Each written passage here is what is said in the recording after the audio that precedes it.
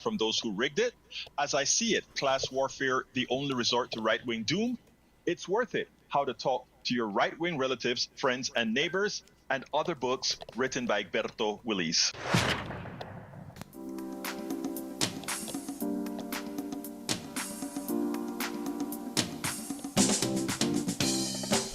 Welcome to Politics Done Right. My name is Egberto Willis, your host. Good morning, Houston. Good morning, Harris County. Good morning to the great state of Texas. Good morning to the entire United States of America. Good morning to the world. We're going to have a great program for you today. Folks, it's getting dangerous out there from a fiscal standpoint that not enough people are talking about, and we're going to talk about that. Don't forget, those around the world, good morning. You're receiving our signals via the magic of the internet, created by whom? We the people, you the people, the ones who really make things happen in this country, the ones who really work in this country. But you know what? Before we get started, let's go ahead and have a visit with the geniuses, los genios, the guys who really make things happen in the studio, El Señor Howard Reynolds and Jack Van Beba. Well, good morning, Egberto. It is Tuesday morning at the radio, the 15th of April, tax day. Oh. And I sent mine off yesterday. Yes, I know. I made so much money that I had to pay taxes. Of course, I have to pay taxes every year anyway. Let's see. What do we have here today? Australia wins a contract with China for beef. China says no more American beef. $2.8 billion worth of beef up in smoke. So look for those steaks. Look for a sale on steaks because they're going to have to do that. Oh, they'll probably raise the price. Well, I don't know how they're going to do that if they want any money out of it at all. And all of this is in red states where the beef comes from. So there you go, red states. Have yourself a hamburger on yourself. You That's know, about all it is turning out that brother, he's going to be an environmental president because as the prices of beef falls in locally, these beefsters are, well, you know, the cattlers are going to stop producing as much beef. Well, yeah, he's going to be the environmental president because he's going to kill all of us. And there won't be any more pollution because we'll all be dead. No kidding, right? Yeah. Oh, well, I solved the environmental problem by killing the entire population of the world. Yes, you did. But that wasn't really a good way to do it. Jack, what you got, man? Looks like you got almost a full page of wisdom here, and I can't wait to hear it. Yeah, okay. Good morning, Egberto. How are you? Good morning, Jack. How you doing today, my brother? Okay, I'm good. The people have power of the purse and pocketbook. Now is the time to use it. The capitalists have built an economic system that works by circulating currency. The people could use this to their advantage. Save your money. This would send a message to the Fed that the people have had enough of neoliberal economic policies that enrich the few and entrap the many. Slow down your spending. Protest the terror ifs. Runaway inflation and authoritarianism by saving your money. Don't spend it with these dirty dogs. I love that terrorist. Don't spend it with the dirty dogs. Yeah, those filthy mutts. All right, Egberto. You know what was great? He was saying tariffs and he sounded like terrorist. Did I get that right? Did I get that play on words right? Yeah. Terror ifs. Man, I love the way you came up with that. That was beautiful. Perfecto, mi amigo, perfecto. Hey, look, let's start this way. First of all, folks, I have two similar stories I want to tell, and I found two articles in Common Dreams that sort of illustrate the deal. But beforehand, I went ahead and did some research last night about who owns United States bonds. So I'm going to start with bonds today because nobody talks about it. You know, we just kind of hear it and we don't know what it was. Donald Trump freaked out. He didn't quite tell you that he freaked out, but when he put the pause on, the reason he put the pause on wasn't because of a crashing stock market. was because of a crashing bond market. And not only a crashing bond market, but when that happens at the same time with the stock market, it really means big trouble, because whenever the stock market falls, people try to find a place to put their money. All right. And everybody tries. And the place that they put their money is what they consider a safe investment. And the United States of America is considered that safe investment. And what is the way to do that? By buying United States bonds. Well, as it turns out, right now, people don't have faith in the United States bonds for several reasons. And we ought to be careful, because I went ahead and made this list of all the countries that are holding massive amounts of United States bonds. And I want to show you something here real quick. Japan owns $1.079 trillion of United States bonds. 1 point something trillion. In other words, I think we have like 30 something trillion dollars in debt. Japan, that one country, owns 1/36 of that debt. China is the second largest bondholder of the United States. They own 760 billion. United Kingdom, Britain, UK, Welsh, all those people own $740 billion. Luxembourg, $409 billion. The Cayman Islands, how did they do this? But they own $404.5 billion. Of course, that's from all the crooked money that goes through the Cayman. And Belgium, 377, etc. Why am I telling you this? When people talk about how much power we have and the faith they have in us, because, well, you have faith in this country because we're not going anywhere. We have big military.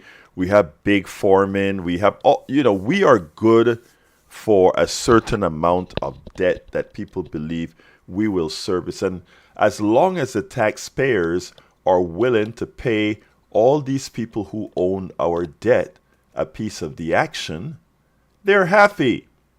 So we are paying, I don't know, probably 3 point something percent interest. That's a sure thing for all these countries. A sure thing. They know that they can just hold a piece of paper, and every year the American taxpayer gives them almost $1 trillion in revenue just for holding a piece of American paper. And for that, they charge about 3 point something percent. Now, Donald, that's been working fine, but we do need to get our fiscal house in order. But before I continue this line of thinking, because I have some listeners right now that understand that money is a figment of one's imagination, in effect, because again, it's not based on anything, just based on the faith people have in your country. We could have an alternate economic system that doesn't work this way, where money is actually something. I'll explain that in a little bit later, but for those who are going to call and scream at me, or that's going to scream at me in the chat, rest assured, I understand the other concepts of money, the other methodologies we could have. I also understand, as Stephanie Kelton, the great economist, points out, the slack that we normally have in the economy that says how much we can how much we can spend over taxes, etc. I get that. But this conversation is restricted to the current economic model that we are in. And everybody out there, this isn't rocket science. The highest level of math needed for what I'm talking about is arithmetic. The people who sell stocks, the people who sell bonds and all of this, they want you, the average American citizen, to think this is magic and complicated. It is not. It is basic arithmetic. All right? So now, let's leave the stock market aside for now. The stock market is a casino where people gamble on values. In other words, I look at I look at Tesla, and Tesla has lost several $billion in the last several days, weeks. But remember, nothing changed at Tesla. So why is it that if you're holding a piece of Tesla stock, did it change in value or anything? Nothing, absolutely nothing changed at Tesla. They're still building crappy cars. They're still not state of the art. None of that has changed in the last 5 years. So they're still a crappy company that has a lot of hype behind it. So we know the stock market is a casino. The bond market isn't. The bond market, on our current context, is real because it can have a material effect on your taxes and your services or your Social Security. And by the way, Social Security owns a lot of bonds as well. In other words, when we go into debt, in other words, as we overspend more than we collect in taxes, some of the folks who buy that bond is Social Security. You know, that 14% that, or actually it's a 12 point something percent that we pay in Social Security for every worker, that goes into buying United States bonds as well. In other words, we're borrowing from Social Security because we still have an overpayment into Social Security until all the baby boomers eventually leave. Then we'll have an underpayment. But anyhow, continuing. I think we're still at an overpayment stage in Social Security. I'm not sure. Don't quote me on that one. I think we're still in overpayment mode in Social Security. Anyhow, so there are all these countries who owns a lot of our debt, 30-something trillion, I believe it is right now. Now, we are playing hardball with these folks around the world by throwing tariffs on them. In reality, we're throwing tariffs on the American people. The American people are going to pay a higher price from all these products imported. When Trump says he's putting a tariffs on these countries, he's lying to you. He's putting a tariff on you. So your iPhone that is manufactured in China, for Apple to bring it into the country, they have to pay Trump, the United States government, a large percentage of that price of that phone goes into the treasury as a tax, as a sales tax, and the person who pays it is you. Because when Apple pays that to the government, Apple then comes to you and increase the price of that iPhone to pay Uncle Sam and to ensure that its shareholders and the executives continue to get those substantive checks. So it's always, remember this, it is always you, the working class, who pays. It will always be you, the working class, who pays. To determine how much is who you elect. Now, Donald Trump is causing a diminished amount of product from China and all these places by increasing the prices, right? If the prices of iPhones go up, if the prices of tomatoes, as he's causing tomatoes from Mexico to go up, you are going to buy less Mexican tomatoes. You are going to buy less iPhones, and that is going to mean less revenue. The countries who you buy these things from, they get less revenue, but you know who gets more revenue? Your government, the United States government, gets more revenue. You pay more, the other country gets less, but the United States get more revenue because they are actually coercing you into paying more taxes. You ask yourself, what's the reason? Trump never holds anything in secret. He's like a kid who cannot hold a secret. Right? He did this stuff because he wants to give a big tax cut, and he can only give that big tax cut through a process called reconciliation, meaning he cannot change he cannot change the mechanism of all the laws that have passed that affect the amount of money that he collects.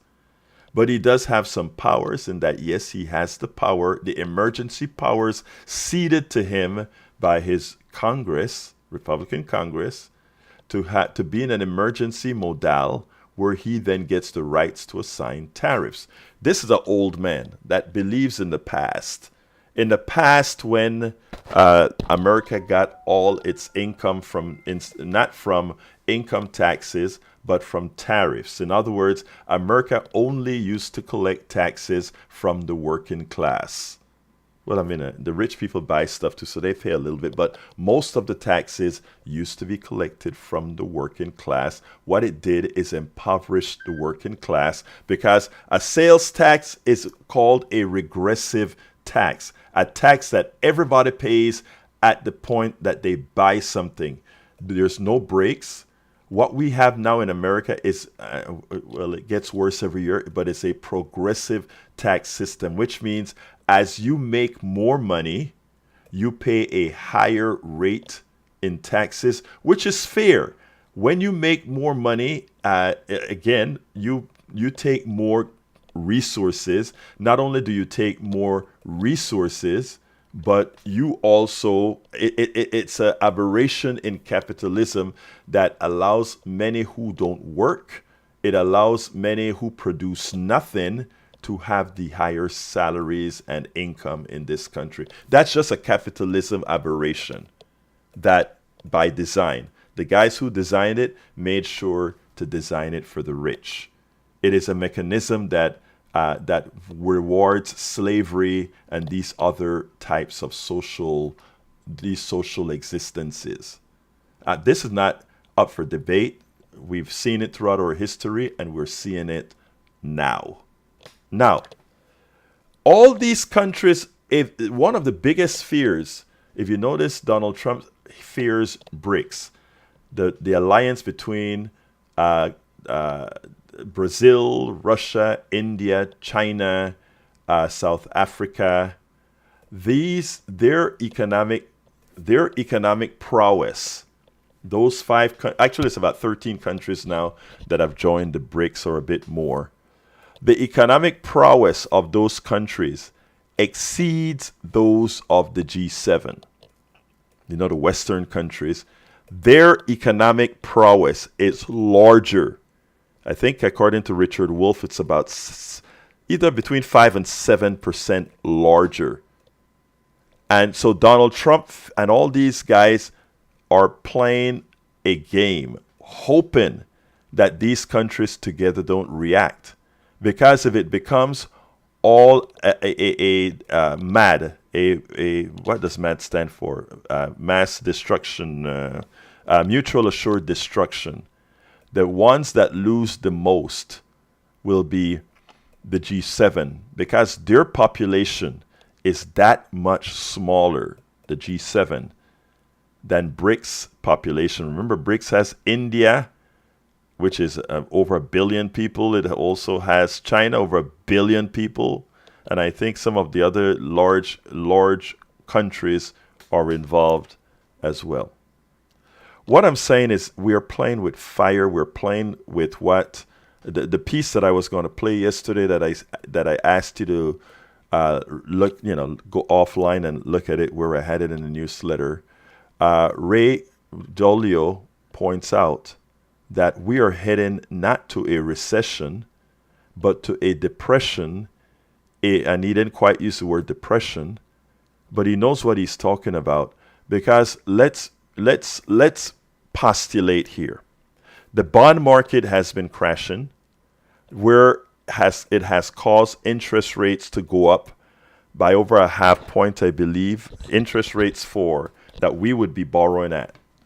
So we have a huge increase in our budget deficit just from nothing, just from the lack of faith in our bonds. That interest rate has gone up, right? Now, if China, who owns $760 billion worth of our bonds, starts to unload some of them. And believe me, if China starts to unload some of those bonds, Japan is going to have to, who is a major holder of those bonds, will have to unload some as well. Because they don't want to stay holding money that's worthless, or not worthless, but is worth a whole of a lot less. They don't want to do that.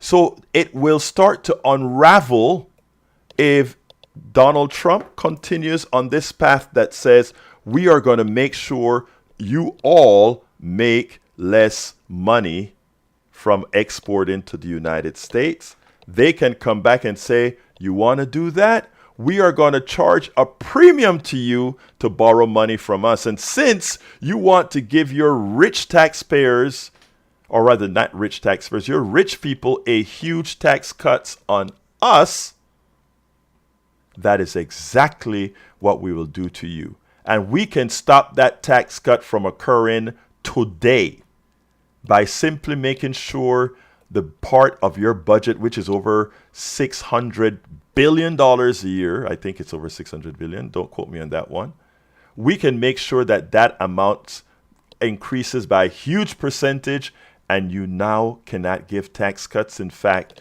you may have to raise taxes. Look, folks, this is serious stuff that nobody is out there talking about in detail. We are on the edge. We are on the edge of catastrophe caused by our tax cuts, caused by our intransigence with the rest of the world, caused by why we think this 4% of the population that we represent is somehow so much more exceptional than anywhere else. We have a vice president that called China's peasants. He says we are borrowing from peasants. We have learned how to disregard those who work and reward those who play. Stockbrokers play. Money managers play. We are the ones who work. The farmers, the teachers, the lawyers, the doctors. Those are the ones who perform. Those are the ones who do something for society. When, as we have made those people seem ridiculously as if not needed, when the ones that are not needed are the ones who make the most, the ones we want to give even more tax cuts to. Folks, we have to start telling ourselves the truth and starting to learn how this current economic system actually works. So the solution to this, again, first of all, is to get rid of these wild tariffs. And tariffs have a place, just not the way Donald Trump is doing. There's a reason to have tariffs in certain areas to rebuild what the fraudulent private sector corporations have failed in. We can actually promote with tariffs, a temporary tariffs, a rebuilding of certain industries that we find from a security standpoint necessary.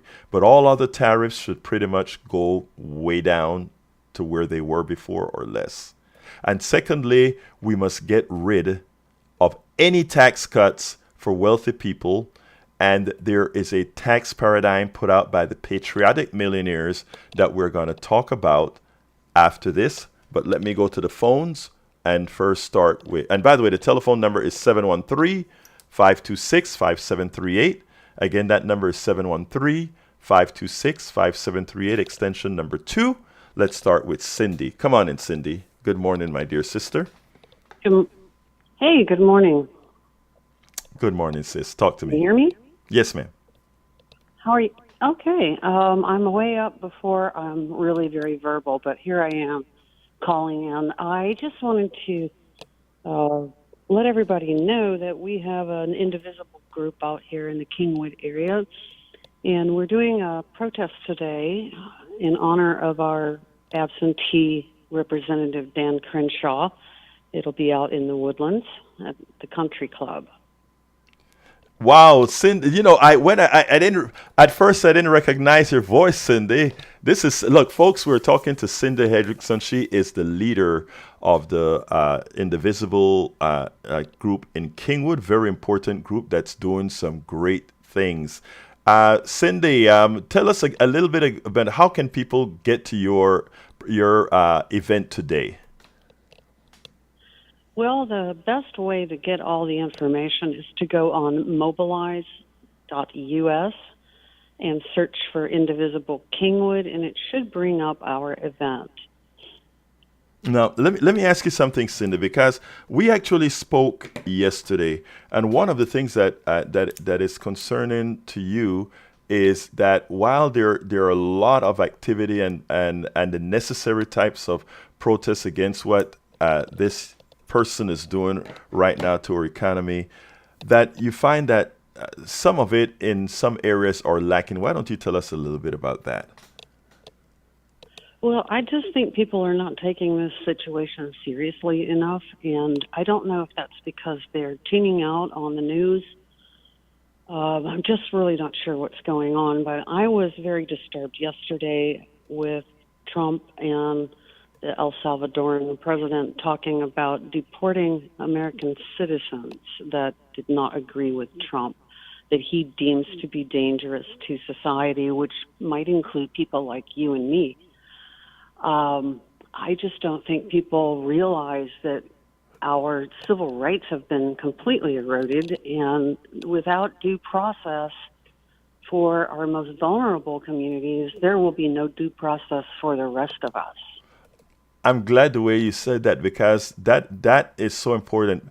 Everybody looks around and they think, well, that's not me. That's those immigrants. But when you hear Donald Trump go into a press conference yesterday and talk about potentially throwing away Americans who do certain things, eventually that list can increase, and that list will probably include everybody who disagrees with him with something. Hell, it could include you for having the nerve to lead a group that is trying to make things better for the American citizens. Isn't that right?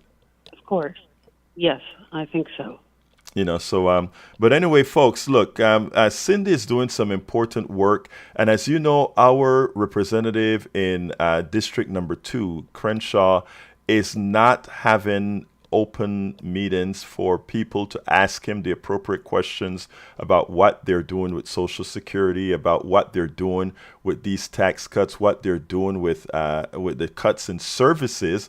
A lot of people don't realize the services in Social Security that being cuts and Medicaid. None of these things require the 60 vote in the Senate. It can all pass through reconciliation. It is important that folks like Cindy and Indivisible and others are supported, not for Cindy, supported for yourself.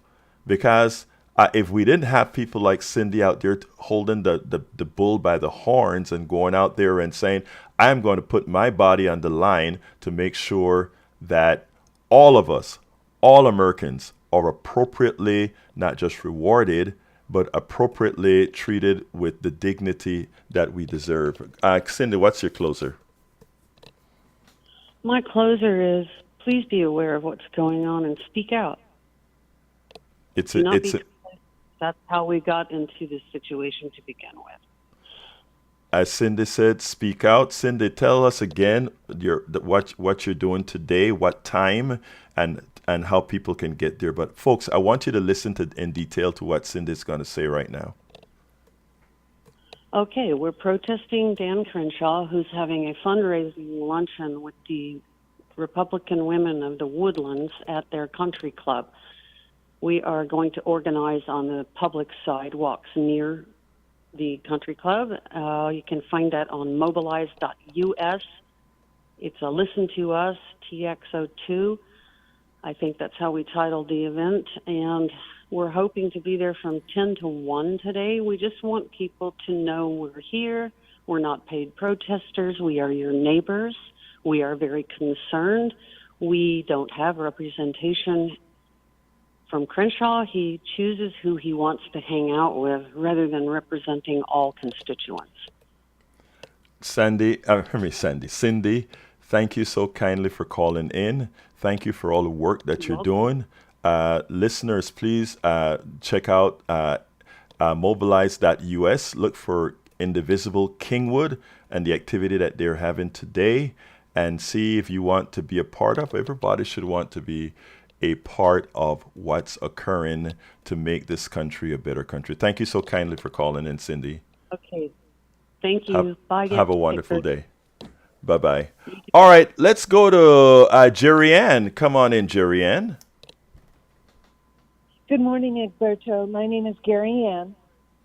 Oh, sorry for bastardizing your name. I've just learned. Oh, that's quite all right.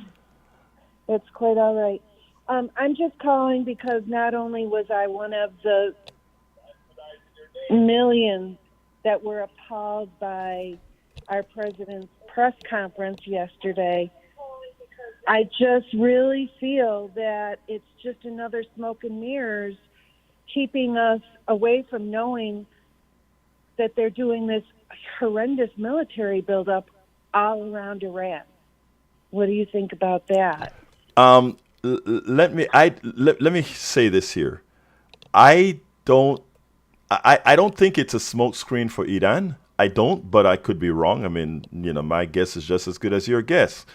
But what I know is that they decided that they were going to follow a policy that says they call it flood the zone policy, where they keep us off our toes from all the things that they want to do by having so much happening at once that you cannot concentrate on any one thing. You're all over the place. So that it's Iran could be one of the things that they don't want you to concentrate on. But there's a lot of other things they don't want you to concentrate on. They don't want you to concentrate on the executive taking a whole lot more powers that will allow him to do things without the authorization of Congress, or he wants to establish a policy of disregarding what the courts have to say. So there's a lot of things I think, and again, this is not at all disregarding your contention, because like I said, that is just your guess as good as mine. But what we have to do, in my humble opinion, Gary Ann, is we have to be doing exactly what you're doing. And that is, you called up here and you brought up that something is happening in a buildup around Iran. You brought up the issues of him throwing these things out. It's important that we're all aware. Today I spoke about the bond issues and what's happening. People need to be aware so that they can ensure that their congressperson know that they will be held accountable, and they'll be held accountable next year. Go ahead, Gary Ann. Well, thank you very much for giving me this time this morning. I hope you do well. And I just have one other question. Isn't President Trump and everyone in that room, even the outside foreign president, aren't they complicit in planning against our U.S. Constitution and human rights? You nailed it. They are complicit. I think every single one of those folks, from Bondi right back to the president, could be impeached. First of all, when you saw them lie about what the Supreme Court ruling actually was, and when they start implementing policies based on that, I think those are absolute grounds for not a quasi-impeachment, but a true impeachment. If that doesn't happen, that leaves our Constitution null and void. I tell you, Gary, and one of the things that I've been talking about is all the defects that we have in the Constitution. And I don't know if you heard the program when I said the only reason our Constitution have been successful thus far is that, forget about all the things that we think badly about, whether it be Clinton, Bush, Nixon, or any one of these presidents. These presidents, when it came to the Constitution and the total execution of the three branches of government, these guys were good people in that Correct. they followed the rule. This guy that we have in office now, he's willing to throw that all out the door, where we simply become a mob and lawless. Nixon, the person that we thought was our most corrupt president constitutionally, This guy looks like, Nixon looked like an angel next to Donald Trump. It's Right. amazing. Anything else, Gary, on before I go to Bruce? No, but thank you so much. Thank you so kindly, Gary, and you have a wonderful day, and thank you for calling in. All right, let's go to Bruce. Come on in, Bruce. Good morning, Alberto. Good morning, my brother. Talk to me. The last two callers brought up my subject so much, so I'm going to ask something else. The little bit I know about economics, I learned from listening to you, and I thank you for that. So this next question may be a dumb question, but I got to ask it. When China said with their last tariff raise that it was going to be the last one, then they would have to resort to other means. Could that be a shot across the bow regarding bonds? I'm done. Yeah, thank you. First of all, thank you for that question. And secondly, no question is dumb. China has so many different options against the United States. When you make yourself a country who, to protect the rich, you will borrow from anyone, just to protect the rich. Remember, that's the reason we borrow money. We have enough money that we don't have to run a deficit, but we do it to protect the rich. And to answer directly to your question is yes and more. And let me explain. Yes, they will unload bonds, and that will cause our bond rates to go, the value of the bonds to go down, the interest rates to go up. Okay, that will happen, and they have, from what I understand, through the grapevine, started doing that. And they want us to know through the grapevine that they're doing that. But the other thing is what they did yesterday, Bruce, and that is to halt shipment of heavy rare earths. They have a monopoly for all practical purposes on heavy rare earth. Let me give when I spoke yesterday, a caller got upset because they thought I was somehow being pro-China. I'm not pro-China. I'm a United States citizen. I am a United States citizen living in the United States, but we have, to put it bluntly, in order to protect our wealthy, we have stupid policies that hurt the working class and put our country in danger. We are the patriots. We are the patriots. Those of us speaking this way, we are the patriots. We are trying to save the country from these billionaires who are putting the country at risk by putting us in the hands of Japan, China, UK, Luxembourg, Cayman Islands, Belgium, Canada, France, Ireland, Switzerland, Taiwan, Hong Kong, Singapore, India, Brazil, Norway. So they own us because we don't want the wealthy to pay, because somehow we believe that we are going to be there somewhere, not realizing that you don't get this kind of wealth in this country because of your worth. You get it because you're invited into the club. None of these wealthy people create anything. Obama got into trouble because he said you didn't make that or something like that, and he got into trouble. Unfortunately, he was telling the truth. Everybody that's listening to my voice that is getting up in the car going to work, whether you agree with my ideology or not, you are the one that has value. You are the one creating something. You are the one doing something. You are the one working with your hands. That farmer that voted for Donald Trump, who Donald Trump just screwed, you are the one that has value in this country. Why don't you support those who value you? We have to start thinking outside of the box and stop allowing prejudices and all these things to govern our vote. Bruce, anything you want to say before we move on?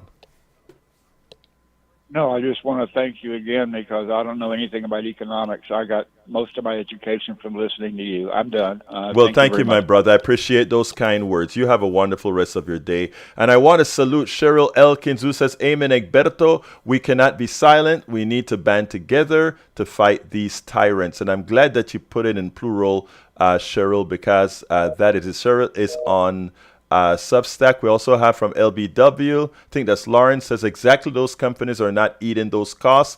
They're adding it to our costs. And you nailed it again, LBW. I want to say a welcome on the chat to Joe from Los Angeles. Joe, yesterday in the afternoon, you said you were still under the gun from your COVID, long COVID. I hope you're feeling a little bit better today. She says, incredulous and mind-blowing and impossible to comprehend.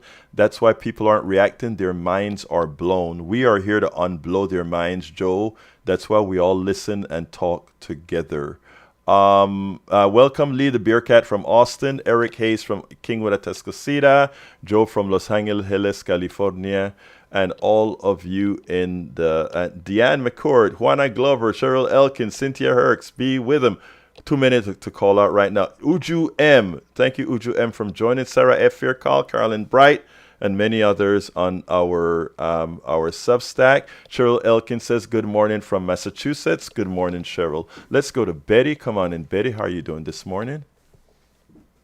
I'm doing fine, I guess. But anyway, on the taxes, Mark White, he started the he got taxes in the tax mode, and we had a business, and we had to count pennies with and collect them from. Collect them. We had to gather it up, the sales tax, and get it together and send it off with a ribbon tied around it. It was hard at first. And the sales tax people over on the North Freeway, they're brutal. They can put a freeze on your bank account. They're so low. And anyway, it goes for the IRS too. So taxes. God, please do what we need the tax people and Trump to go done. Thank you. Thank you, sis. You have a wonderful day, Betty. Love you, girl. You take care and you keep that faith up. All right, Lee the Beer Cat is on the chat defending what does a wealthy have to do with the COVID debt? Do you really want me to answer how the COVID debt came about? Do you really want me to do that? Because I can draw you a distinct line where a lot of the COVID debts are implicitly caused by not only our taxation system, but because of, well, look, I'm not going to go into that today because that will bring up an entire new can of worms. But suffice it to say this. All of you in the chat, basically the two men in the chat that are there being a defense on the wealthy. I say this with respect, but you are the problem. Because I say this and I mean this for very prejudicial reasons. You accept the damage that is occurring today to many because of your choice of that thought process. There are certain things that are mathematical. And again, as an engineer, that's all I really care about, math. And the math that governs our economy is all wrong. Go ahead, Brian. Come on in. Yeah, good morning. What I don't understand is someone like me can explain something to you, and you have another man from Venezuela. We've actually lived through what you want here as a process, and that process doesn't work. But you continually try to brainwash us into thinking that it does. Okay, it doesn't work. There's no incentive to develop a product if you know you're only going to get a certain amount of it. Okay, of the profit. All right, there's a minimum wage, of course, here in the United States. But you know, in communist countries and other countries, there's a maximum wage to be paid. That's why the Chinese products are so cheap. They're slave labor. So I don't understand your thinking. First of all, I don't know what you're talking about. I am not trying to make America Venezuela. I'm not trying to make America China. I'm trying to make America fair. And what you fail to realize is that you're indoctrinated into a false system. Let's just forget about all the other countries except China for a change, okay? The problem with too many Americans, and including, let's say, many who come over here, I suggest you go visit China sometime. I suggest you go to Shanghai, Xi'an, and all these major metropolitan centers that make our infrastructure look like a joke. Because when you talk about this poverty or when you talk about lack of incentive and all these other issues, I suggest that you go there. It is very presumptuous of you to believe that the only viable economic system is what we have here, when what we have here is turning the peasants that the Chinese peasants that the vice president talked about could easily reflect what we have in Appalachia, the ghettos and the barrios. Okay? And that is not by necessity, that is by design of our capitalist structure, whether you want to accept it or not. But that is by design. If you take a look at the mathematical formula that governs us, that's exactly the results that you get. That's exactly the results everybody who describes capitalism points out, as we practice it, that is, points out that's what occurs. That's not up for debate. Secondly, when you talk about lack of incentive to work, right now there is a lack of incentive to work in America when people don't earn what they deserve. Because in America, if you believe most Americans are earning what you deserve, then you're blind, my dear brother. The truth of the matter is Americans work very, very, very hard. And the people who reap the benefit, the people who build these great buildings downtown, build the buildings and they can't have access to the buildings because it's not for them. We have the many working for the few. So you can continue to be colored-eyed and not see what reality really looks like. But as a host, as a responsible host, as an educated host, I refuse to allow the indoctrination and the misinformation that we get from many to rule the masses. It will not happen from a politics done right, my brother. I love America too much. Those of us who speak this way are patriots. The rest, those who carry the water for the wealthy and the plutocrats, are implicit traitors. Have a nice day. Let's go to Patrick. Hey, good morning. How are you? Good morning, my brother. Talk to me. I thought that the Lee the Bearcat question deserved an answer, so I wanted to answer it. If memory serves me right, I couldn't double check because I'm driving, but if memory serves me right, we're one of the first countries to go back to work in the middle of COVID. So we had business was chosen over safety of the common person. And then on a personal note, the person that I worked for, we were considered essential workers, and he still put two people to a room in the middle of COVID, and he spent all of his PPE, loan money on ranches and toys for his ranch. That's why the wealthy caused death during COVID. And then I'd like to answer or have Brian consider something. Everybody seems to think that we need to have a set amount of money or a minimum amount of money, or we have to make the most money from a project or a product. But that kind of blows up when you consider open source programming. Mm-hmm. People choose to do open source programming because they know that they don't have to have the idea is good enough, and they don't have to stifle competition. I'm so glad you brought up open source programming, because I have a whole lot of open source that I, personally, that I did for serial communication and other things that people using their products all over the damn place. I didn't make a penny out of it. Because again, when you look at open sources, the way I saw a lot of this stuff is, hey, I learned a lot of this stuff in college. I made a little subroutine out of it or a little program out of it. Hey, throw it out there. It isn't, you nailed it. It's that greed that and it's not most people. Most people you have Gecko in that fictional Wall Street program talk about greed is good and people are greedy. Most people are not greedy. If most people were greedy, the greedy ones that we had today couldn't exist. It's a few that are greedy, the plutocrats. They are the greedy ones.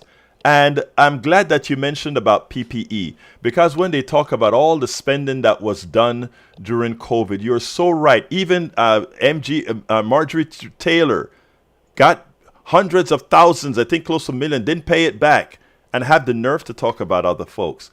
The indoctrination, Patrick, harms us, but we've learned this stuff from the time we were born. From the time we were born, this had to be placed into our heads. You see how Brian talked about, I am trying to turn America into Venezuela. No. Although Hugo Chavez did have very good ideas when he was talking about forming the Bolivian Union, but of course it was stymied. My Venezuelan friends refused to accept the involvement of the CIA to stymie what was actually something good that was going to occur. It never occurred, didn't occur, other than poverty cut in more than half, but it was going to occur had it not been the CIA and many other people come in. Here's the funny thing about it, Patrick. One of the central tenets of what many of these countries that want equity talks about is the commons should belong to everybody. So as places like Venezuela have unlimited these natural resources, it shouldn't be a mining company who ultimately owns it. It should be the people. Those coffers should be spilling. But the way we implement the economic system, that isn't what's done. And they were so scared that if other countries implement the resources where they belong, if Hugo Chavez was successful in making the sources of Venezuela for the Venezuelans, what happens to all the Americans who see the hundreds of the millions of acres of public land that's being mined and the wealthy taking the spoils from those mines? What happens when Americans realize that they're being ripped off on public lands and say, you know what? This should belong to all of us, not to Exxon's only, not to the mining company only. It should belong to all of us. Patrick? Yes, I agree. The idea that we are leasing off something that we own to a private company to sell back something that belongs to all of us at a profit is ridiculous. Exactly. Your friend was probably rich in Venezuela because none of the rich really liked what happened. But had they just balanced and controlled their greed, that wouldn't have happened. Exactly. They could have had a common ground with the commons, and everybody would have been fine. But they just exactly what's happening here, it was happening there. The rich was just taking too much. Yeah, and it's happening. I'm glad you said it. It's happening here. It's happening here, not in slow motion. It's happening here in silence, because the amount of people that are hurting from healthcare to otherwise, Patrick, but people suffer in America in silence. And I would love our platform to be able to say, tell us what you're going through, because when you suffer in silence, America fails then to see that we are all in this boat together and we're all going through the same thing. And that is the pilfering by the wealthy. Thank you, Patrick. I got to go to Donald. Yes, sir. Have a great day. Thank you. You too. See you at 3. Come on in, Donald. Hey, good morning, Alberto. How are you today? I am doing fine, my brother. Talk to me.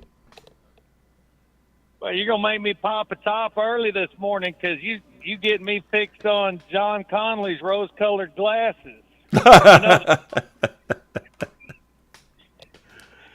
That's all I got to say, man. Keep up the good work and keep doing what you're doing. Have a good one. All right, brother. Thank you for calling in. Donald, I call Donald my favorite MAGA. I love the guy. He always have these tongue-in-cheek statements to make. Anyway, we're near the end of the program, and I wanted to talk a little bit about the tax policy that the Patriotic Millionaires came out with. These are millionaires. I've met the chairman at Netroots conference where I interviewed him.